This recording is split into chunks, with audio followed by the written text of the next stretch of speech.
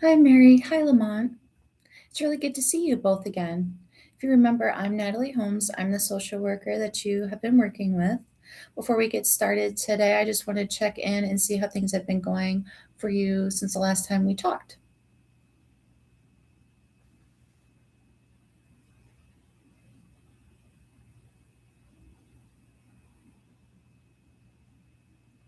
I can hear how much this has been weighing on the both of you. So, given everything that you've both been dealing with, I want to spend some time today focusing on ways to make things feel a little bit more manageable.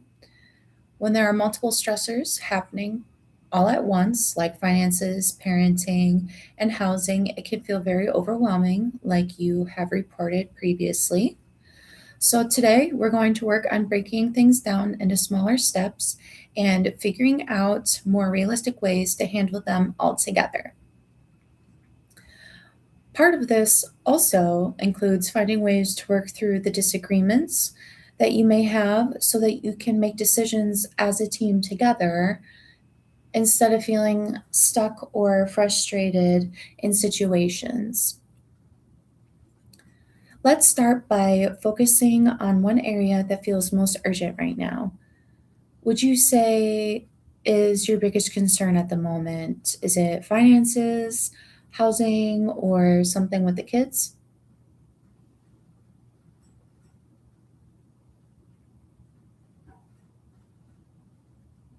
Okay, finances. That makes a lot of sense. So instead of looking at everything all at once, like I mentioned before, let's break it down into something that's more realistic and manageable. So, what part of the financial situation feels the most stressful right now? Is it dealing with creditors, managing debt, not having steady income, or something different?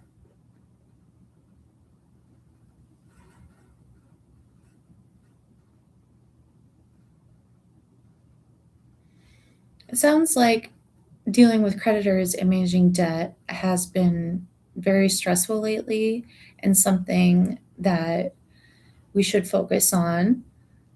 After dealing with creditors and debt, what would you say is the next biggest stressor connected to that? Would it be not having steady income right now or not being able to cover basic needs like food or other household expenses?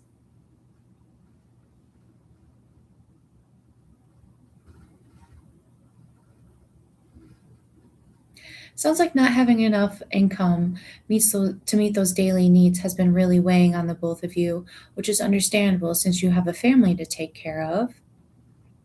When we approach situations like this, it can help go from step to step, first identifying the main problem, and then looking at a few possible options that you can try, and then deciding what feels the most realistic to try first.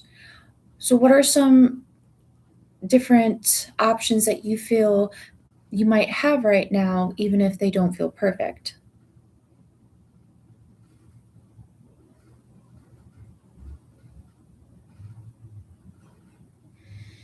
Those are really good sharing points to have. Another option that we could look at together is reaching out to creditors about payment plans, or they have some temporary hardship programs that we can ask about, and also connecting with other assistance programs for things like food and medical needs that we have talked about before as well. Let's try something together for a minute. If you were to call one of those creditors, what would you say to them? Do you have any idea? How about you? Do you have an idea?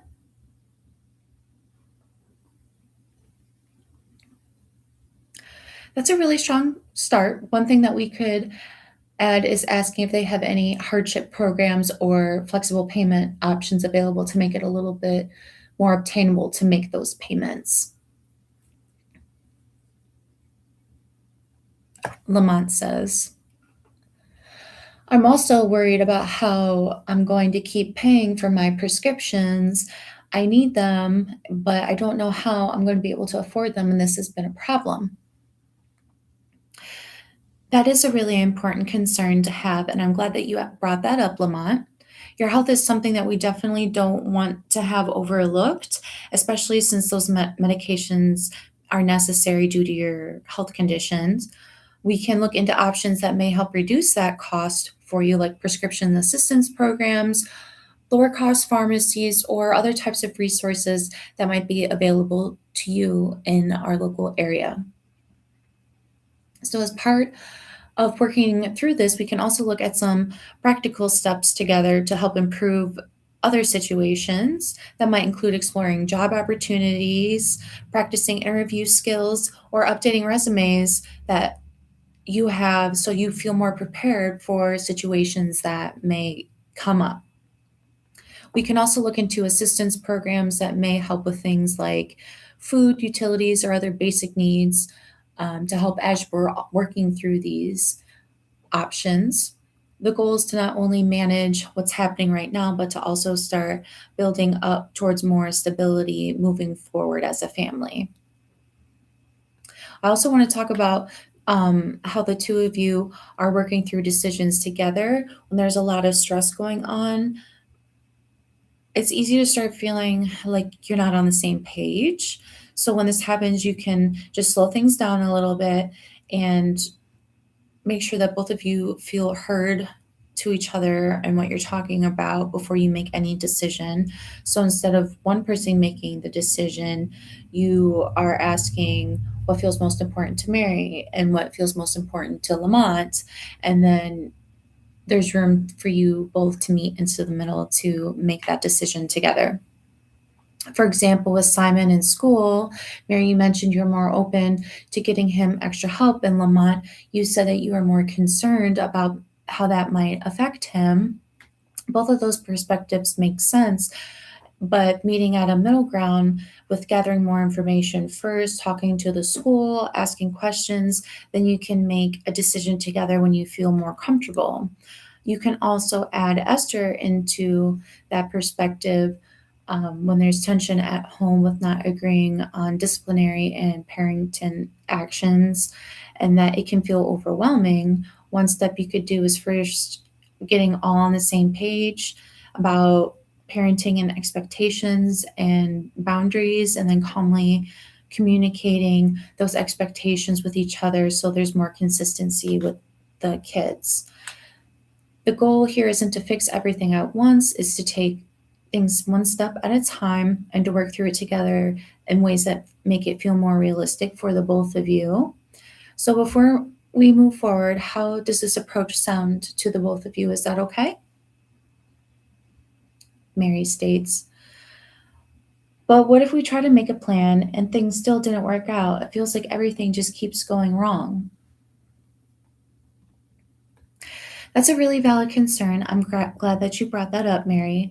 The goal isn't to create a perfect plan, it's to create something that is flexible and feasible. And if something doesn't work, we can just adjust and try something else. What matters most is that you're working through things together instead of feeling stuck or handling things all on your own. So, as we continue to work together in sessions, we can keep building up on this, looking at different areas like finances, parenting, and communication, all one step at a time. But before we wrap up today, is there anything that either one of you would like more clarification on, or anything you'd want to focus on for next time? Okay, sounds good. Thank you so much. Have a good day.